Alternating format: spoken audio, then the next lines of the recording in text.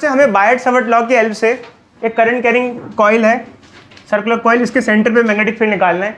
तो जैसे कि आपको पता होगा बायट सावर्ट लॉ जब हम अप्लाई करते हैं तो हमें कोई ना कोई करंट एलिमेंट मानना पड़ता है। तो हम एक काम करते हैं, यहाँ एक करंट एलिमेंट मान लेते हैं, ठीक है, और इस पॉइंट पे मैग्नेटिक फील्ड निकालना है। तो ये क्या हो जाएगा, पोजीशन वेक्टर। सबसे पहले हम लोग बायट सावर्ट लॉ का बेसिक एक्सप्रेशन लिख देते हैं बच्चों, फिर हम क्या करेंगे, उसको अप्लाई करेंगे इसके लिए। रुक जाओ बच्चे, बोलेगा नहीं कोई, बच्चे इधर देखो, ठीक है।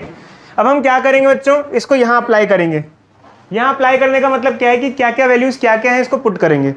देखो बच्चे यहाँ अगर हम देखें तो थीटा एंगल क्या है, थीटा एंगल क्या होता है, करंट एलिमेंट में और पोजीशन वेक्टर में एंगल जो बनता है।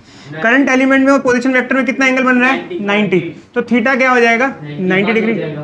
अभी कर देंगे बच्चे, बंद कर देंगे, इधर देखो, मत बोलो, इधर देखो। अब आर पोजीशन वेक्टर होता है। पोजीशन वेक्टर किस किस के बीच का पोजीशन वेक्टर होता है, ये यहाँ से लेके यहाँ तक की दूरी। फिलहाल इस स्मॉल आर को हम लोग क्या लिख सकते हैं, कैपिटल आर। क्यों, कैपिटल आर क्या हो गया, ये दूरी है ना, ये क्या हो गया, रेडियस ऑफ कॉइल। क्या हो गया, रेडियस ऑफ कॉइल। ये रेडियस ऑफ कॉइल के बराबर हो गया ना यहाँ से यहाँ तक।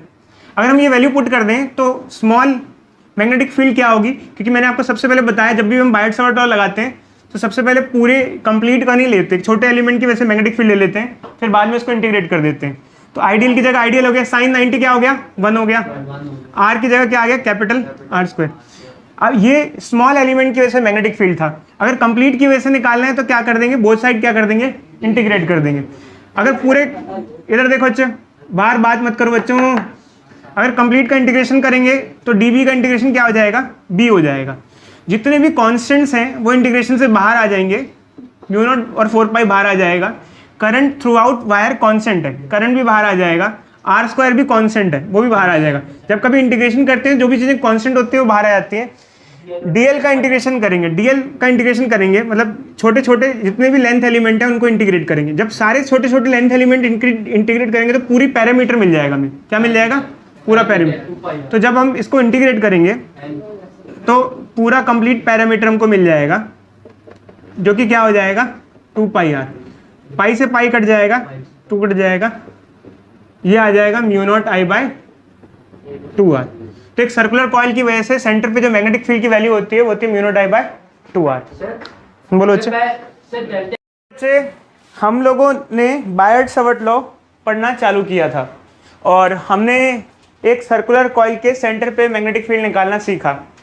जो हमने लास्ट क्लास में डेरिवेशन सीखा था वो एग्जामिनेशन पॉइंट ऑफ व्यू से इतना इंपॉर्टेंट नहीं है, उसका सिर्फ रिजल्ट ही रिजल्ट इंपॉर्टेंट है। तो मेनली अगर डेरिवेशन इंपॉर्टेंट है तो फिर कौन सा है। देखो बच्चे, ये हमारी एक सर्कुलर कॉइल है, ठीक है। इसके सेंटर पे कितनी फील्ड होगी, अगर इसमें से करंट फ्लो करेगा तो सेंटर पे कितनी फील्ड होगी ये हमने निकालना सीखा। कितना आया, म्यू नॉट अपॉन 2 आर। आई क्या है, जो इससे करंट पास हो रहा है, आर क्या है, इसका रेडियस है। देखो बच्चे, तो हमको यहाँ एक्सियल पॉइंट पे मैग्नेटिक फील्ड निकालनी है। इधर देखो बच्चे, सर्कुलर कॉइल के एक्सियल पॉइंट पे मैग्नेटिक फील्ड निकालनी है। हमने सेंटर पे तो मैग्नेटिक फील्ड निकालना सीखा है सर्कुलर कॉइल के, हमें एक्सियल पॉइंट पे मैग्नेटिक फील्ड निकालनी है। तो इसका डेरिवेशन थोड़ा लंबा है क्योंकि सर्कुलर कॉइल एक्सियल पॉइंट कैसा हुआ, जैसे मान लो ये हमारा ये कॉइल है, ठीक है, और ये पॉइंट बीच में एक्सिस, इसका एक्सिस क्या होगा, जो बीच से पास हो रहा है ये उसका एक्सिस होगा। तो ये पॉइंट है बीच में कहीं, इसका एक्सियल पॉइंट है और हमें यहाँ पे मैग्नेटिक फील्ड निकालनी है। तो मैं बच्चों एक्सियल पॉइंट पे मैग्नेटिक फील्ड निकालनी है हमको। तो हम लोग का इसका डेरिवेशन चालू करना है। तो मैंने आपको जैसे बताया है बायट सावर्ट लॉ क्या होता है बच्चों, dB is equal to mu not by 4 pi IDL sine theta r square. Biot Savart law हम लोग अप्लाई करेंगे मैग्नेटिक फील्ड निकालने के लिए। मैंने आपको बताया था कि अगर हमें कहीं भी मैग्नेटिक फील्ड निकालनी होती है तो हमारे पास 2 लॉज होती हैं। कौन कौन सी 2 लॉज होती हैं बता सकते हो? शाबाश, हमारे पास 2 लॉज होती हैं मैग्नेटिक फील्ड निकालने के लिए। एक होती है बायट सावर्ट लॉ, एक होती है एम्पेयर सर्किट लॉ। तो हम इन 2 लॉज से कहीं भी मैग्नेटिक फील्ड निकाल सकते हैं एज पर आर चॉइस। हम कहीं कहीं बायट सावर्ट लॉ लगाते हैं, कहीं कहीं एम्पेयर सर्किट लॉ लगाते हैं। अभी तक हमने एम्पेयर सर्किट लॉ यूज़ करते हुए देखा नहीं है, हम बाद में यूज़ करेंगे। अभी तक हम जो भी पढ़ रहे हैं वो बायट सावर्ट लॉ यूज़ कर रहे हैं। तो बायट सावर्ट लॉ में क्या होता है, एक हम छोटा सा एलिमेंट मानते हैं और उस एलिमेंट डीएल लेंथ का एलिमेंट मानते हैं और उसकी वजह से मैग्नेटिक फील्ड क्या होती है, ये होती है डीबी। ठीक है बच्चों, तो हम यहाँ पर भी क्या करेंगे बच्चों, सेम सिनेरियो यूज़ करेंगे। हमें क्या करेंगे, छोटा सा क्या करेंगे बच्चों, कहीं भी एक करंट एलिमेंट मान लेंगे। अब चक्कर क्या है, यहाँ पर फिगर को दिखाने में बड़ी प्रॉब्लम होती है। कारण क्या है, क्योंकि ये फिगर है 3D। कैसी फिगर है, 3D। ये जो कॉइल है वो ऐसी नहीं रखी हुई है कि यूं रखी हुई हो, ये कॉइल कैसे रखी हुई है, ऐसे। अब इसमें करंट एलिमेंट हमने ये नहीं माना है, एक ऊपर का एलिमेंट माना है जो कि जैसे मान लो आउटवर्ड आ रहा है, क्या आ रहा है, आउट, जबकि आपको दिख क्या रहा है इधर।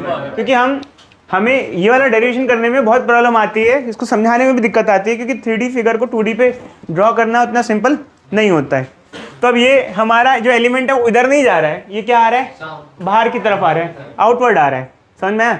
तो अब ये आउटवर्ड एलिमेंट है और इस एलिमेंट की वजह से इस पॉइंट पे फील्ड निकालनी है, तो पोजीशन वेक्टर क्या हो जाएगा, ये एक पोजीशन वेक्टर हो जाएगा। पोजीशन वेक्टर क्या होता था बच्चों, मैंने आपको बताता हूँ। देखो बच्चों, हम जब भी बायट सबऑर्डर लगाते हैं तो उसमें हम लोग एक पोजीशन वेक्टर लेते हैं, जिस एलिमेंट की वजह से जिस पॉइंट पे फील्ड लेनी है वहां से लेके वहां तक एक पोजीशन वेक्टर ड्रॉ करते हैं। क्या ड्रॉ करते हैं, पोजीशन वेक्टर। आई बात समझ में। हमने करंट एलिमेंट क्या माना है, ये, इसकी वजह से फील्ड है, कहाँ पर फील्ड निकालनी है, यहाँ निकालनी है, तो ये क्या हुआ, पोजीशन वेक्टर। पोजीशन वेक्टर मतलब आर, जो डिस्टेंस है एक तरीके से यही देखा जा सकता है, ये आर की वैल्यू है। तो हम कुछ चीज़ें और कंसिडर कर लेते हैं, जैसे मान लो हमने सर्कुलर कॉइल मानी है, इसके हम रेडियस को कैपिटल आर मान लेते हैं। आमतौर पे सर्कुलर कॉइल के रेडियस को कैपिटल आर या ए से रिप्रेजेंट किया जाता है। किससे रिप्रेजेंट किया जाता है, जब कभी आपके पास कोई क्वेश्चन मिले 12th क्लास में और सर्कुलर कॉइल बोल रखा हो तो उसका रेडियस ज़्यादातर हम कैपिटल आर लेते हैं। क्या लेते हैं, नहीं तो ए ले लेते हैं। आर मेनली कैपिटल आर होता है। और मान लो ये पॉइंट है जो कि सेंटर से एक्स डिस्टेंस की दूरी पर है, ठीक है। अब हमें इस एलिमेंट की वजह से इस पॉइंट पे मैग्नेटिक फील्ड निकालनी है, तो हमारी मैग्नेटिक फील्ड की वैल्यू ये है, तो हम ये इसको लिखना चालू कर देते हैं। डीबी की जो ये एलिमेंट है छोटा सा, इसकी वजह से इस पॉइंट पे मैग्नेटिक फील्ड होगी डीबी, और क्या होगा इसका value, μ0/4 pi ideal sine theta by r square. अब मैंने ये फिलहाल वैल्यू नहीं लिखी है क्योंकि ये वैल्यू मुझे भरनी है, इसको मेरे को लिखना है क्या क्या होगा। तो सबसे पहले आर स्क्वायर, आर क्या है बच्चों बता सकते हो, आर उस एलिमेंट से लेके इस पॉइंट का डिस्टेंस। तो क्या इसको किसी फॉर्म में लिख सकते हैं या ऐसे आर लिख दें, बताओ।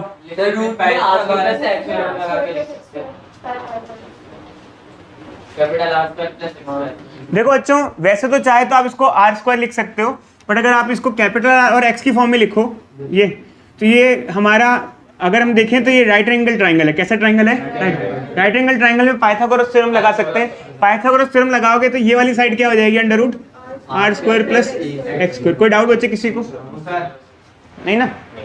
तो ये हम लिख सकते हैं चाहें तो एक्चुअल में क्या हो जाएगा, आर की वैल्यू ये होगी, अगर आर की वैल्यू क्या होगी, ये होगी, तो आर स्क्वायर क्या हो जाएगा,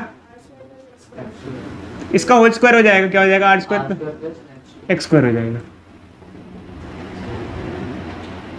अब रही एक चीज, ये तो हमने पुट कर दिया यहाँ।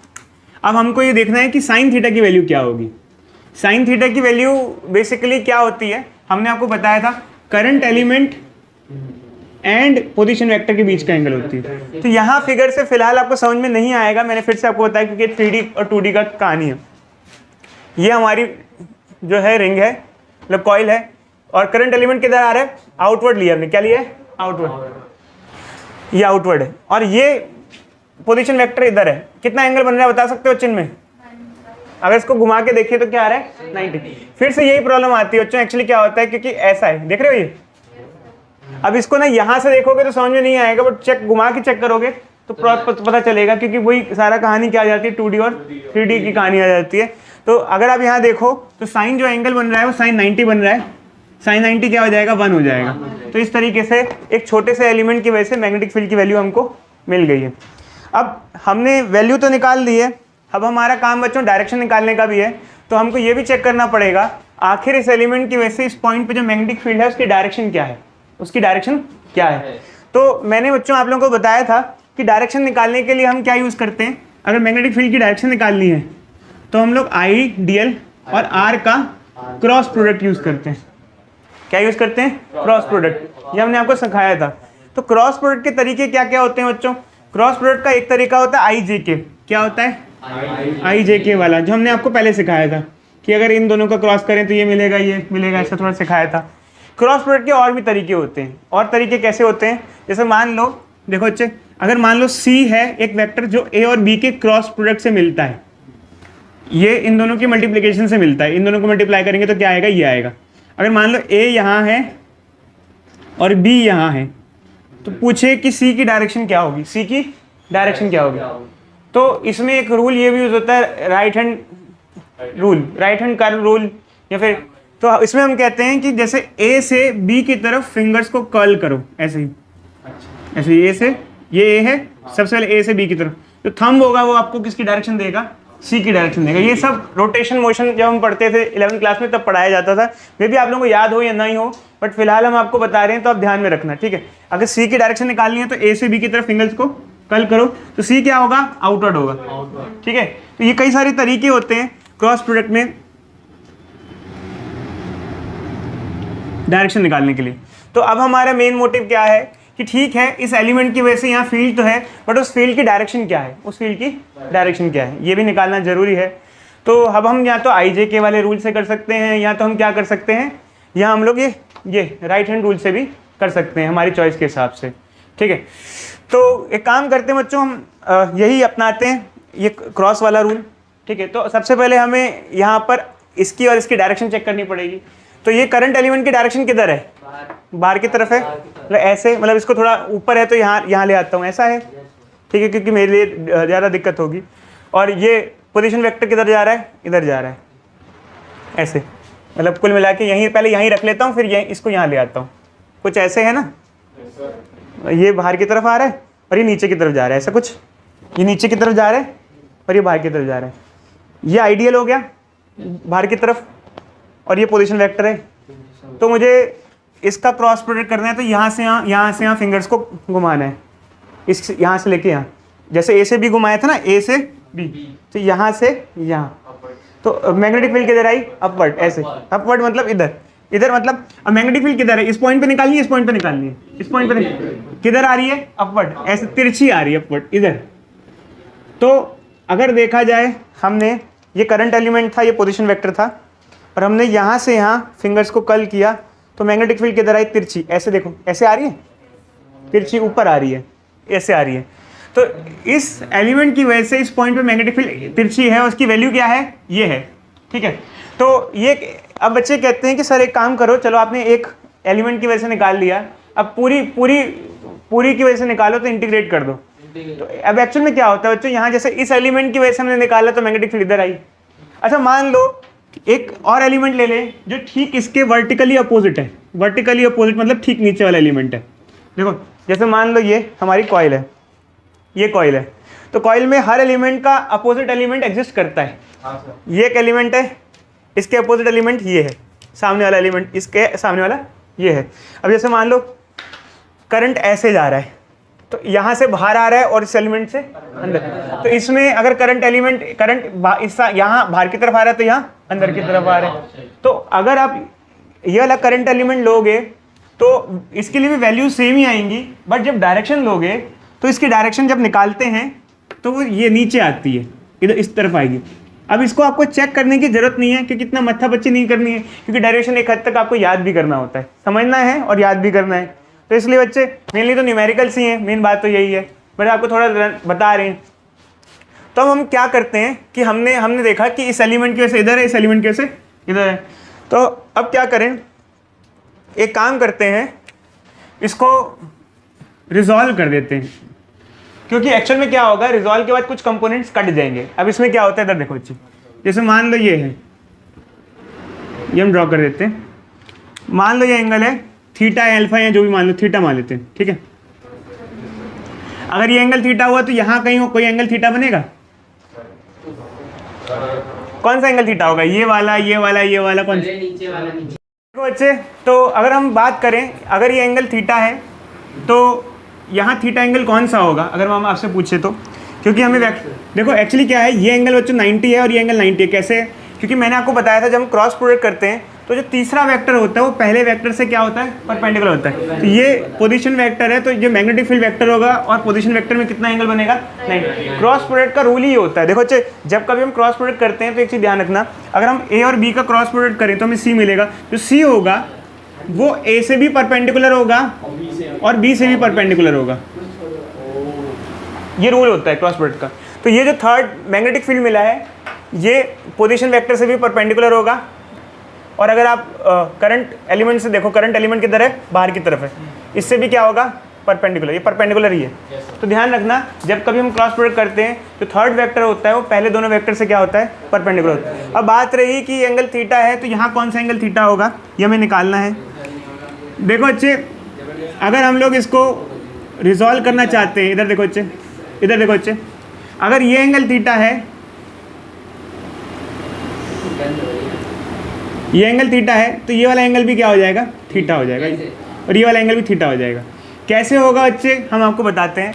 हमने आपको शायद पहले सिखाया होगा, जैसे अगर ये दो परपेंडिकुलर लाइन है और ये भी दो परपेंडिकुलर लाइन है, तो ये वाला एंगल और ये वाला एंगल क्या होता है, बराबर होता है। कैसे होता है एक बार बता देते हैं आप लोगों को, नहीं पता तो इधर देखो।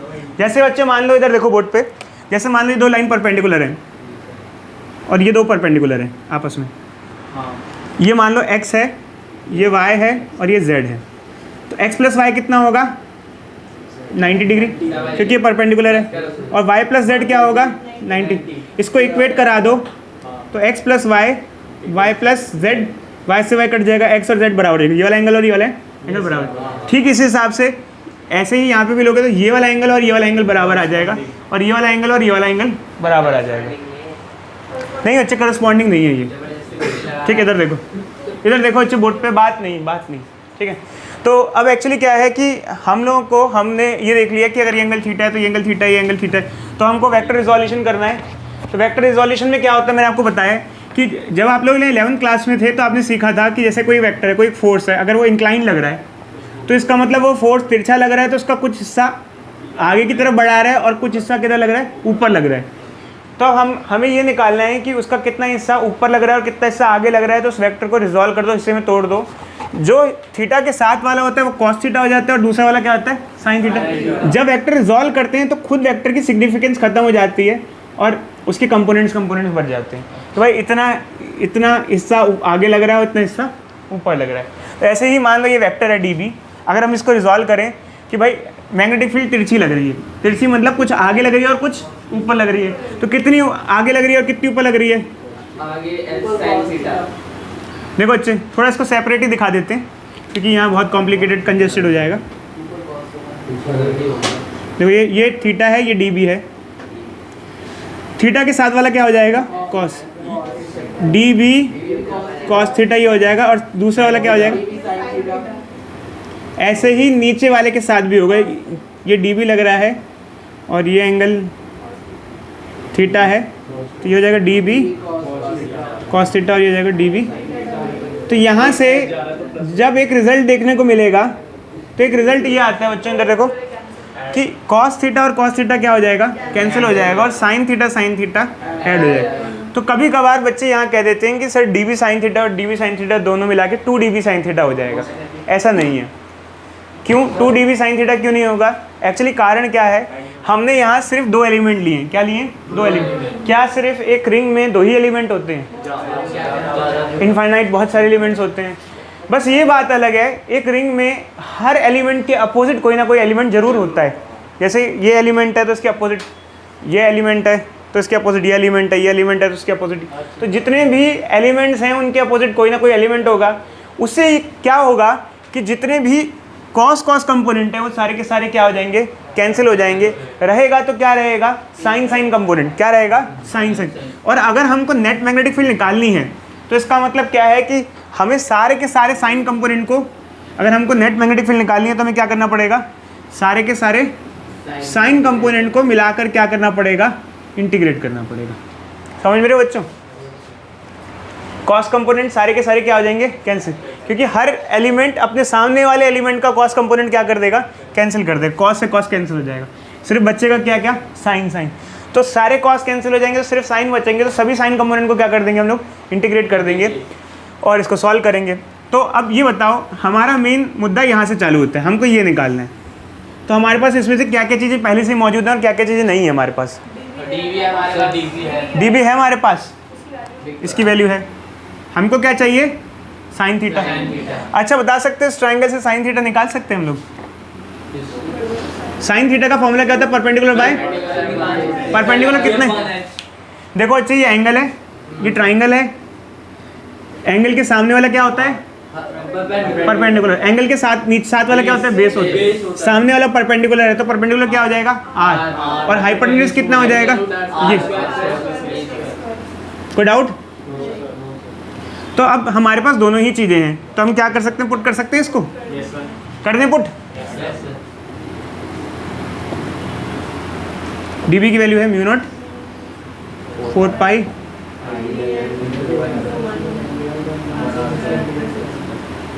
और साइन थीटा की वैल्यू पुट कर दें। अच्छा अंडर रूट को पावर हाफ लिख दें, इसको ऐसे लिख सकते हैं। कोई चीज अगर अंडर रूट में हो तो उसको हाफ पावर हाफ, होल की पावर हाफ लिख सकते हैं। पता है ना बच्चों, आप लोगों को नहीं पता, ठीक है। तो अब क्या करना है बच्चों, इंटीग्रेशन करना है। जब कभी हम इंटीग्रेशन करते हैं, इधर देखो भाई, तो जो भी चीज़ें कांस्टेंट होती हैं वो सारी की सारी कहाँ आ जाती है, बाहर। तो यहाँ क्या क्या चीज़ें बाहर निकाल सकते हैं, बताओ बच्चे।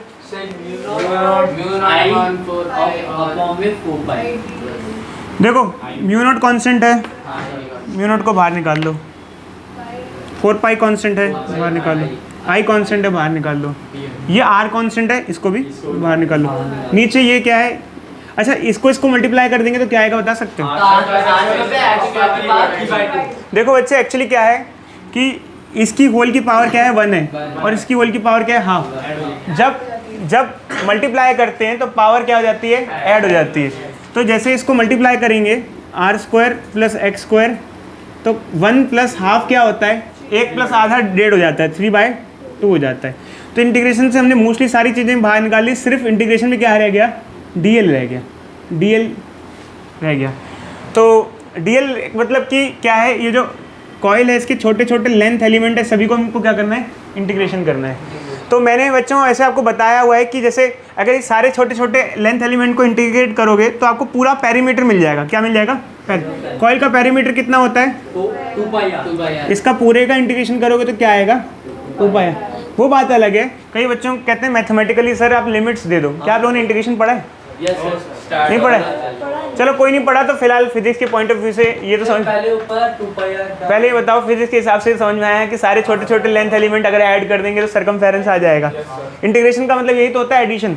तो अगर सबको छोटे छोटे एलिमेंट को ऐड कर देंगे तो पूरा सारे छोटे छोटे लेंथ एलिमेंट को मिला देंगे। इंटीग्रेट करने का मतलब क्या होता है, मिला देंगे तो सब पूरा मिला के पूरी लेंथ आ जाएगी, और ये पूरी लेंथ कितनी होती है, 2 पाई आर। अब हम क्या करेंगे बच्चों, इनकी वैल्यू पुट करना चालू कर, वैल्यूज पुट कर देंगे सबकी। तो म्यू नॉट आई 2 पाई आ रहा है ना, ये पाई से पाई काट दो, 2 से 2 काट दो, क्या आ जाएगा, म्यू नॉट आई की जगह क्या आर, और ये आर क्या हो जाएगा, आर स्क्वायर। नीचे क्या आ जाएगा 2, ये क्या आ जाएगा R square plus X square की पावर 3/। तो ये net magnetic field axial point पे इसका एक्सप्रेशन है, ठीक है।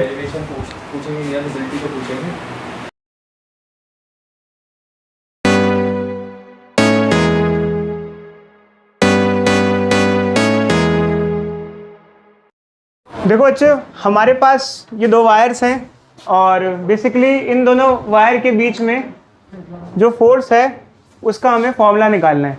ऑल्दो ये वायर इनफाइनाइट वायर नहीं है, बट ये काफ़ी लॉन्ग वायर है, तो इसका हम डेरिवेशन कर रहे हैं, ठीक है। ये डेरिवेशन हमारी प्लेलिस्ट में अपलोडेड नहीं है, क्योंकि पहले क्या था, लास्ट ईयर मैंने आपको बताया था ऑब्जेक्टिव टाइप क्वेश्चन आए थे। तो अब ये 2 वायर्स हैं हमारे पास, एक में करंट फ्लो कर रहा है I1, एक में करंट फ्लो कर रहा है I2, दोनों में सेपरेशन कितना दिया है, R दिया है। हमें ये प्रूफ करना है कि इन दोनों के बीच का जो फोर्स होगा वो होगा mu naught I1 I2 L/2 pi are. तो हमको क्या करना है बच्चों, एक साथ ही नहीं करना, पहले फर्स्ट पे फोर्स निकालना है सेकंड की वजह से, फिर सेकंड पे फोर्स निकालना है फर्स्ट की वजह से। तो सबसे पहले हम चालू करेंगे फोर्स ऑन, बोलो फोर्स ऑन 1 ड्यू टू 2, जिसे क्या कहते हैं F12। तो देखो भाई फोर्स अगर आपको निकालना है 1 पे 2 की वजह से, तो फोर्स का फॉर्मूला तो बच्चे मैंने आपको बताया क्या होता है, I L B sine theta या बिल साइन थीटा। अब यहाँ पर क्या क्या चीज़ें क्या क्या पुट करेंगे ये हमको देखना है, ठीक है। देखो बच्चे यहाँ पर करंट की वैल्यू कौन सी लेंगे, लेंथ की कौन सी लेंगे, फील्ड की कौन सी लेंगे, बता सकते हो? नहीं सर, ऐसा I2 दोनों सेकंड वायर के लेंगे। देखो बच्चे यहाँ पर जो फॉर्मूला होता है I L B sine theta, current हम उस वायर का लेते हैं जिसपे फोर्स निकाल रहे होते हैं, लेंथ भी उसी वायर की लेते हैं जिसपे फोर्स निकाल रहे होते हैं, बट फील्ड जो होगी वो दूसरे की वजह से पहले पे होगी। मतलब फील्ड जो है वो दूसरे की है, वो पहले पे लग रही है, इसकी वजह से लेंगे फील्ड सेकंड वायर की, ठीक है। आई बात समझ बच्चों? तो अब एक्चुअल में क्या होता है कि हमारे पास ये फिगर है, तो मैंने जैसे बताया कि ऐसे वायर है, ये हमारी वायर है, इसके आसपास इसकी क्या होगी, फील्ड होगी, और ये फील्ड किस पे लगेगी, इस पे लगेगी। और फील्ड कैसे होगी, ऐसे, ये होता है ना रूल राइट हैंड, मैंने बताया था। तो इसकी फील्ड ऐसे होगी, इस साइड किधर होगी, बाहर की तरफ, बाहर की तरफ मतलब डॉट डॉट। अब अगर हम कहें साइन थीटा की बात करें, थीटा एंगल कितना होगा, तो थीटा एंगल किस किस के बीच का होता है, थीटा एंगल होता है करंट के बीच का और मैग्नेटिक फील्ड के बीच का। करंट ऊपर जा रहा है और मैग्नेटिक फील्ड बाहर की तरफ आ रही है, दोनों में एंगल कितना बना, 90। तो यहाँ जो थीटा होगा बच्चे वो 90 डिग्री हो जाएगा। और जैसे मान लो वेक्टर नहीं लगाते, F12 क्या हो जाएगा, I1 L1 B2, F12 I1 L1। और मैग्नेटिक फील्ड इस वायर की वजह से यहाँ पर क्या होगी, मैग्नेटिक फील्ड का फॉर्मूला होता है बच्चों mu nought I by 2 pi R। म्यू नॉट I1 की जगह यहाँ I2 लेंगे, जिससे पूछेंगे वो बताएगा, ठीक है। पता बच्चे साहिल, यहाँ पर हमने I2 क्यों लिखा यहाँ, सर क्योंकि B2 है ना, तो हमने B2 लिया, तो B2 I2 की वजह से हो रहा है ना। यहाँ पर हम जैसे फर्स्ट में करंट फ्लो कर रहा है और फर्स्ट में जो है हम फोर्स निकाल रहे हैं सेकंड की वजह से, फोर्स ऑन 1 ड्यू टू 2। तो इस पे जो फोर्स निकालने, तो फील्ड किसकी है, इसकी है, फील्ड इसकी है। तो अगर इसकी फील्ड है, मतलब सेकंड वाली वायर की फील्ड है, तो करंट भी किसका लेंगे, सेकंड वाली का, क्योंकि सेकंड के करंट की वजह से फर्स्ट पे क्या लग रहा है, फील्ड लग रही है, और उस फील्ड की वजह से फोर्स प्रोड्यूस हो रहा है। क्या हो रहा है, फोर्स प्रोड्यूस हो रहा है। अब देखो बच्चे हमने ये लिखा, तो अगर हम इसे कंप्लीटली मिला लेते हैं जैसे, तो क्या हो जाएगा, ये फॉर्मूला बताना, mu not I1 I2 L by 2 pi R, ठीक है। यहाँ पे L या L1 लिख दो, L1 लिख दो, ठीक है। अब देखो बच्चे ये फोर्स पूरी वायर पर है, इस पे मान लो इसकी लेंथ जैसे L1 है। अगर फोर्स कंप्लीट वायर पे ना निकाल के फोर्स पर यूनिट लेंथ निकालना है, एक गिवन लेंथ पे फोर्स निकालना है, तो इसको नीचे ले आएंगे, इसे कहते हैं फोर्स पर यूनिट लेंथ। क्या हो जाएगा, mu not I1 I2 by 2 pi R, ये हो जाता है फोर्स पर यूनिट लेंथ। अब देखो बच्चे हमने फर्स्ट वायर पे सेकंड की वजह से निकाल लिया, अब सेकंड क्या करेंगे, अब आगे क्या करेंगे बताओ, फोर्स ऑन 2 ड्यू टू 1। चलो बच्चे निकालो जल्दी से, बताओ निकालो। देखो बच्चों जैसे कि हमने फोर्स ऑन 1 ड्यू टू 2 निकाला, ऐसे ही फोर्स ऑन 2 ड्यू टू 1 निकालेंगे, सिर्फ चीज़ें चेंज हो जाएंगी। यहाँ F12 था, यहाँ क्या हो जाएगा 2-1, यहाँ I2 L2 B1 sine theta, theta भी यहाँ पर क्या हो जाएगा 90 डिग्री हो जाएगा। F21 I2 L2 magnetic field क्या हो जाएगा mu not I1 by 2 pi R। F21 हो जाएगा mu not I1 I2 L2 by 2 pi R। इसको नीचे ले आएंगे, फोर्स ऑन 2 ड्यू टू 1 हो जाएगा mu nought F21 by L2 mu not I1 I2 by 2 pi R, ये आ जाएगा। ठीक है अच्छे, तो देखो अच्छे ये हमारे पास जो वैल्यू आई, इससे हमें कुछ रिजल्ट्स मिलते हैं। क्या क्या रिजल्ट्स मिलते हैं ध्यान रखना। अगर आप देखो तो मैग्नीट्यूड वाइज बच्चों F12 और F21 क्या आ रहा है, बराबर आ रहा है। मैग्नीट्यूड वाइज ये दोनों बराबर आ रहे हैं। बट अगर हम इसे वेक्टोरिकली लिखें तो वेक्टोरिकली बच्चों ये बराबर नहीं लिखे जाएंगे। कैसे लिखे जाएंगे? माइनस ऑफ F21 लिखा जाएगा, क्योंकि एक्चुअली क्या है कि मैग्नीट्यूड वाइज तो ये बराबर है, बट डायरेक्शन में अगर इस पे फोर्स लग रहा है तो इधर लग रहा है, इस पे इधर लग रहा है, तो इनकी डायरेक्शन एक दूसरे के क्या है? अपोजिट है। और ये किस लॉ को ओबे कर रहे हैं? Action reaction. तो इस तरीके से इसका रिजल्ट रहता है। ठीक है बच्चों, यहाँ पर हम लोग 1 एम्पेयर को डिफाइन करते हैं। एक्चुअल में क्या होता है कि अगर हम बात करें 1 एम्पेयर की डेफिनेशन की, तो कई बच्चों को ये लगता है कि करंट I इक्वल टू क्या होता है? Q/T होता है। तो इस फॉर्मूले से 1 एम्पेयर को हम डिफाइन करते हैं। नहीं बच्चों, जब साइंटिस्ट लोगों ने 1 एम्पेयर को पहली बार डिफाइन किया था तो इस फॉर्मूले से डिफाइन करके इस फॉर्मूले से डिफाइन किया था। अब इस फॉर्मूले से कैसे डिफाइन किया था मैं बताता हूँ। देखो बच्चे, जैसे 2 वायर्स हैं हमारे पास, ये 2 वायर हैं, तो इनके बीच का जो फोर्स होगा, क्योंकि F12 या F21 बराबर है, तो इनके बीच का फोर्स आप क्या लिख सकते हो? इनके बीच का फोर्स ये लिख सकते हो। या फोर्स, अगर फोर्स पर यूनिट लेंथ लिखना है तो क्या लिखोगे? फोर्स पर यूनिट लेंथ लिखोगे μ0 I1 I2 बाय 2πr। अब मान लो ये दोनों वायर हैं, इन दोनों वायर से 1 एम्पेयर का करंट जा रहा है। अगर मान लो I1 और I2 की वैल्यू क्या है? 1 एम्पेयर है, और मान लो इनके बीच का सेपरेशन क्या है? 1 मीटर है।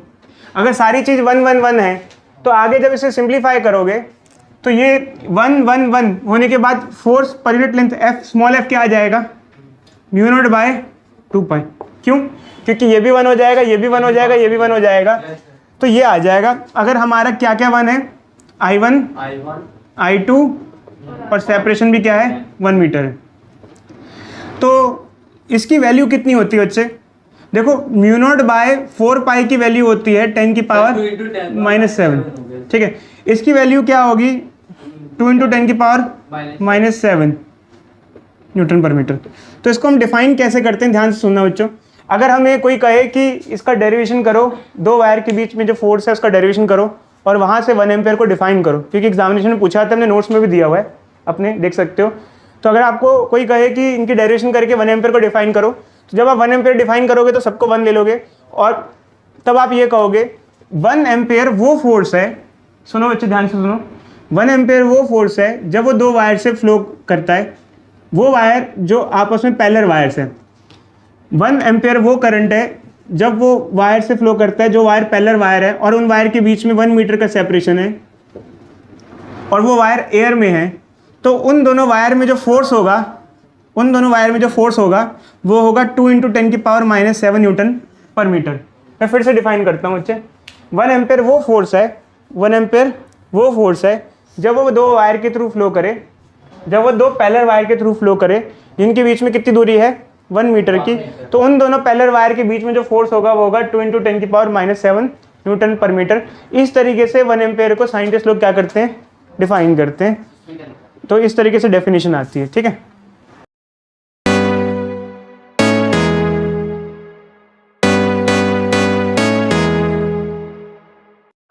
on current carrying loop placed in the field. On current carrying loop placed in magnetic field.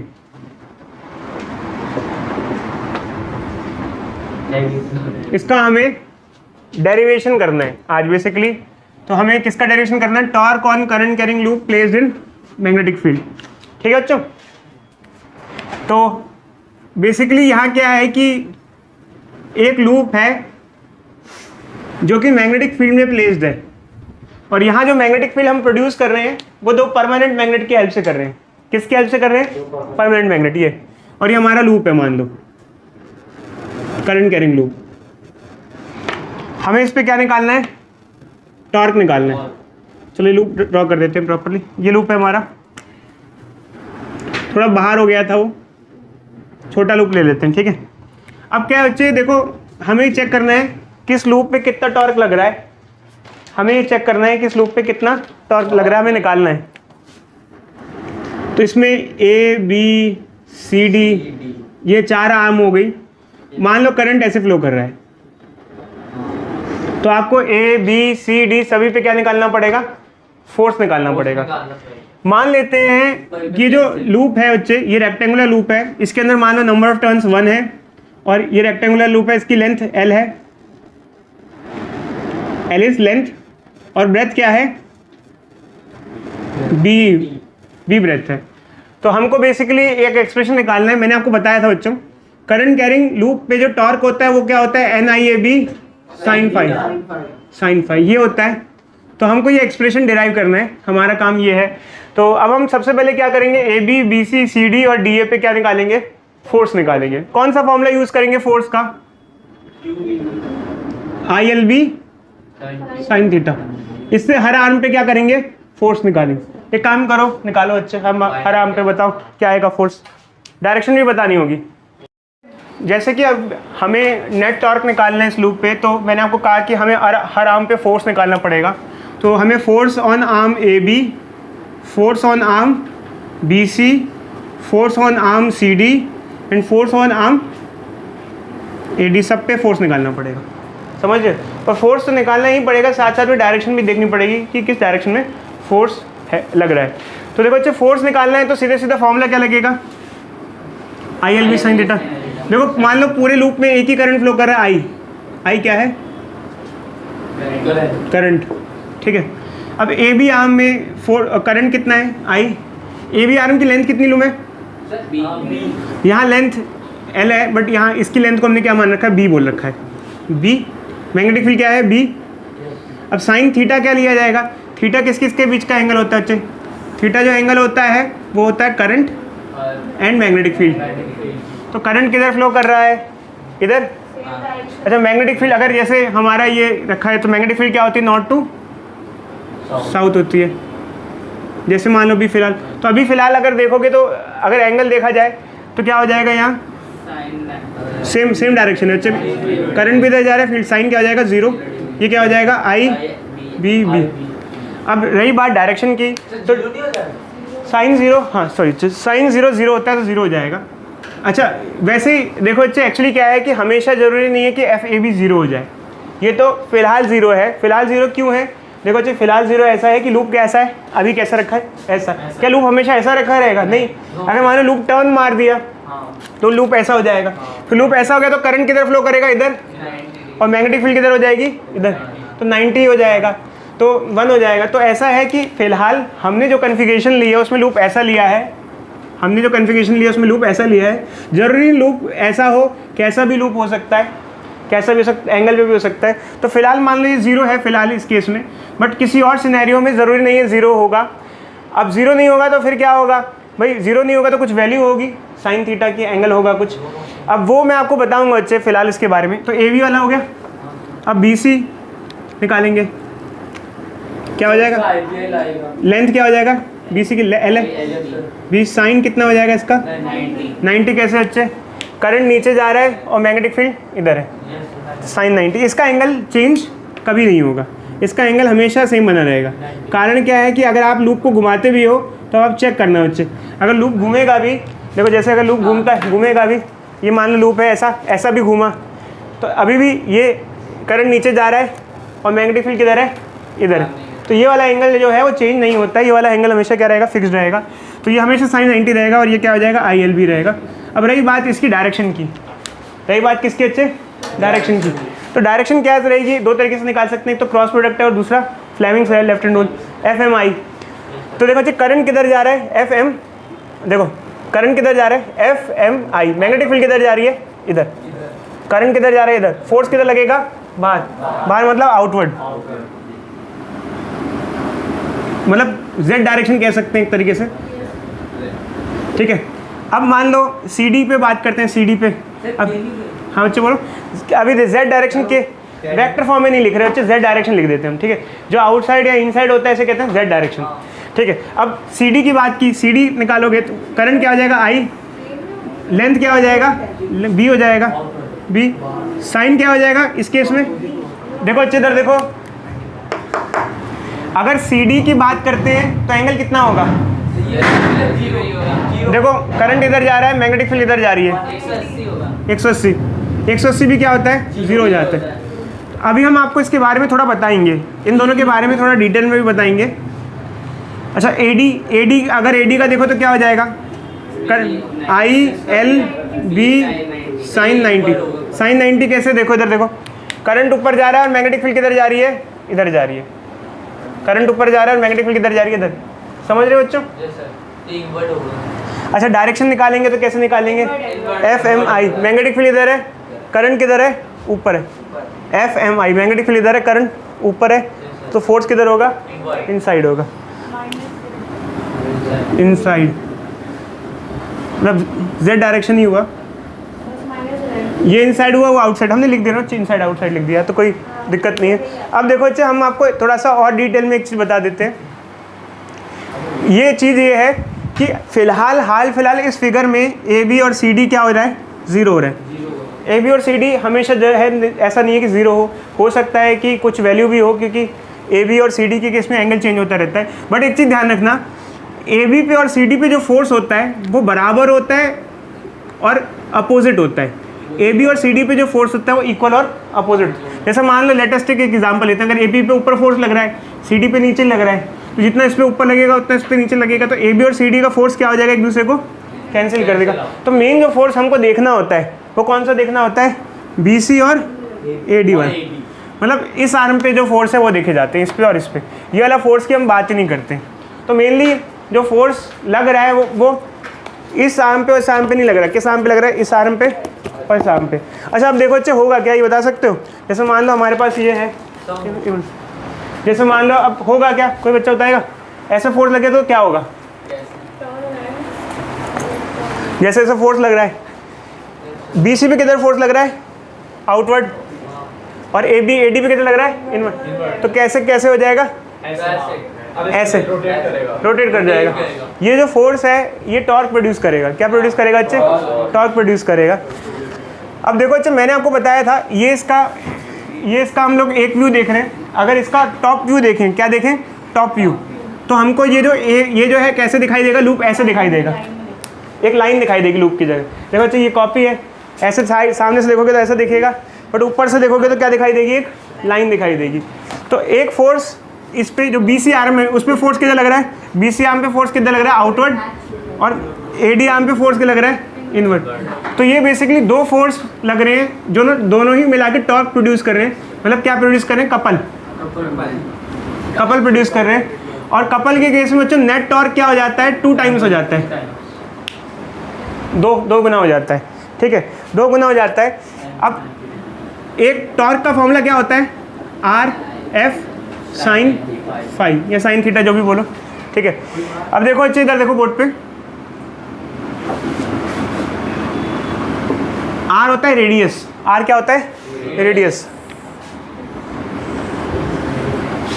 अब जैसे ये लूप घूमेगा, लूप का यहाँ रेडियस क्या होगा इस केस में, देखो अच्छे ये हमारा एक्सिस है, इधर देखो अच्छे ये हमारा एक्सिस है, ये होता है रेडियस। जैसे पूरा ये ऐसे घूमेगा ना बीच से, ये हमारा रेडियस होगा, समझ रहे हो? या ये बीच से लूप घूमेगा, ये B है, तो ये कितना हो जाएगा, B/2। तो रेडियस कितना हो जाएगा यहाँ, B/2। अच्छा फोर्स कितना लग रहा है, फोर्स कितना लग रहा है, फोर्स कितना लग रहा है, ILB, या फिर यहाँ पे भी देखो तो क्या हो जाएगा, ILB।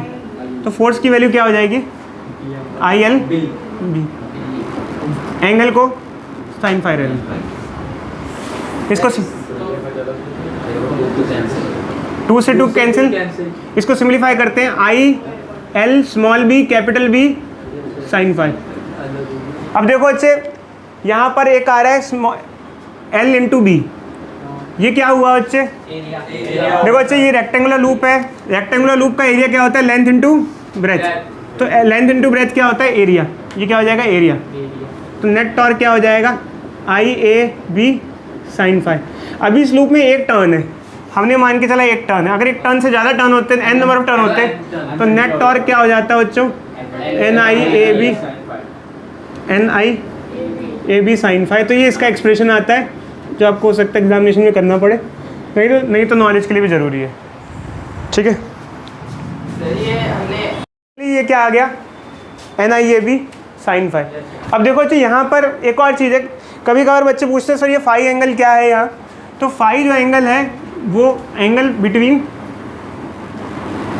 Area vector and magnetic field, इसके बीच का एंगल है। अभी थोड़ी देर में आपको एक्सप्लेन करते हैं जब क्वेश्चन करेंगे, ठीक है।